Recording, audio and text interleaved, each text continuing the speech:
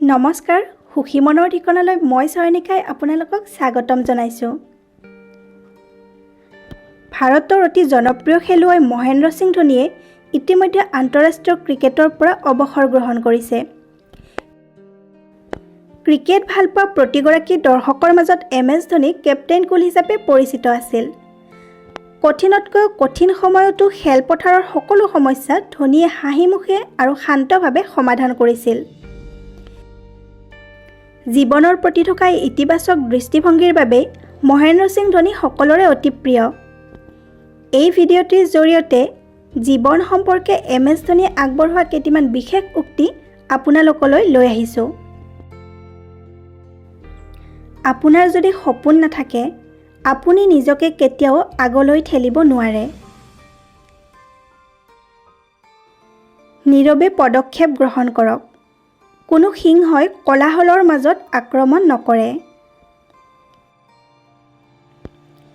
দিনটোৰ শেষত আপুনি কিবা এটা বিশেষ কৰিব বিচাৰে।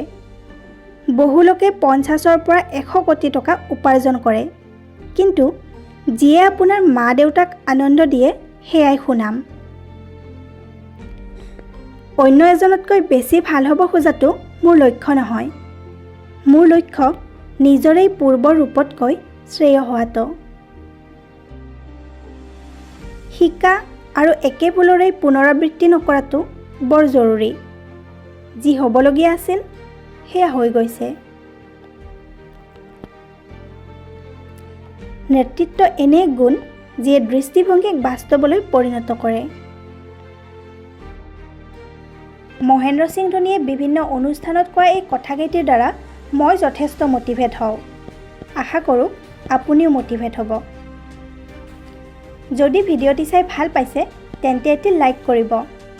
আৰু যদি আপুনি আগলৈ এনেধৰণৰ মটিভেশ্যনেল ভিডিঅ' চাবলৈ বিচাৰে তেন্তে সুখী মনৰ ঠিকনা চেনেলটি ছাবস্ক্ৰাইব কৰিব। আপোনালোকৰ সঁহাৰিয়ে মোক পৰৱৰ্তী ভিডিঅ' এটি বনাবলৈ যথেষ্ট প্ৰেৰণা যোগাব। ধন্যবাদ।